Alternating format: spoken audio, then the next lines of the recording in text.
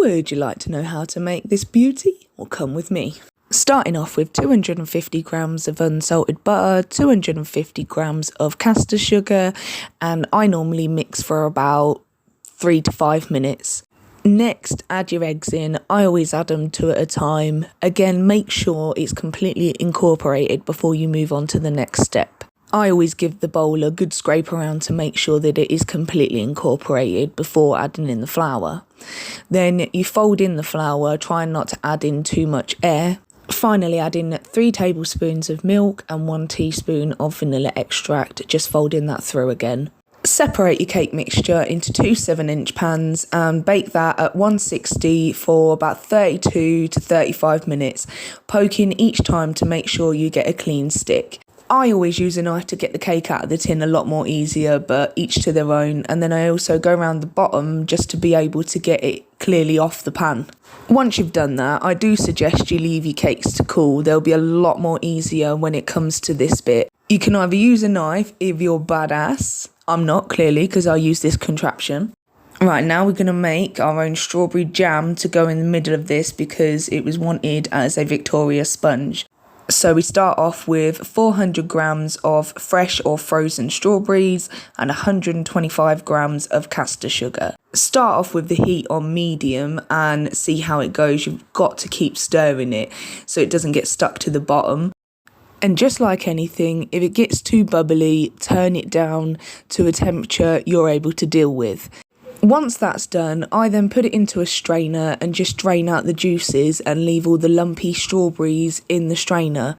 This can take a little time to do. You can also help yourself out by scraping the bottom with whatever you are using, but eventually it does come together and it comes out like this. Voila! There you have it. Your strawberry jam. Moving on to stacking the cake, it's the same old spiel. Put a little bit of buttercream on the bottom, make sure that the first layer of cake is secure, then add in buttercream. Here I take out a little pool of buttercream just to be able to pour the jam in quite nicely. I did do a 3rd slice for this cake because by the time that I was finished, it didn't look big enough. So me being me, I made another one and put it on top, but you will not see that until a little bit later on in the video. Not sure what it's like for everyone else, but at this point of the cake, it is a bit time consuming for me because I like to get things as perfect as I can do. Again, each to their own when it comes to flattening out the top. I've tried so many different ways, but this is the best way I seem to get on with. You'll learn what works for you. Now we come to the joyful bit of the fondant, which takes so much time to get right, which is the reason why I made a measurement out just to be in line with the top and bottom of the cake. There are so many methods to putting fondant onto a cake, but this is my preferred method. Every other way just doesn't seem to work out for me. After rolling the fondant around the entire cake, I cut any excess off that I don't need and then I stick it together. I then get my fondant smoother and smooth out the cake to the best that I can. Oh, and just a tip here, I use corn flour instead of icing sugar because it doesn't actually seem to stick to the fondant, it just pretty much falls off.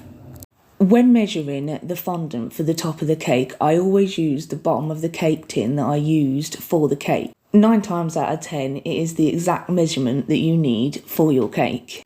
This time you're smoothing it down and trying to connect the side pieces to the top pieces using your fondant smoothers as best as you can. This does take time, but a little bit of patience and it does pay off. But as you can see, not everything's always perfect and I didn't get the measurements right here to where I needed to add just a tiny little bit of fondant. But mistakes happen and they can be fixed. All you need to do is add a little bit of fondant and smooth it out the best that you can. I'm sorry about the next bit of the cake. I didn't actually record cutting into the cake, but I did it with my cake scraper. But obviously I did record this bit for you guys.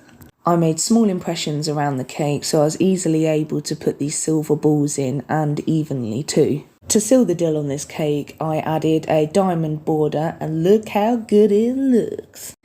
The final thing is just pretty much adding the toppers to it, which I made some fondant flowers. I did actually make this cake in the summer. I've just only got round to doing the video. Haha, thanks. But the fondant flowers actually dried really quickly. I couldn't say the same thing if it came down to the winter though, so just be careful.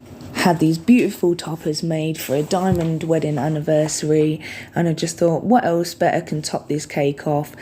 And I added some more silver balls in as many places that I could, because you can see I got a little bit happy here.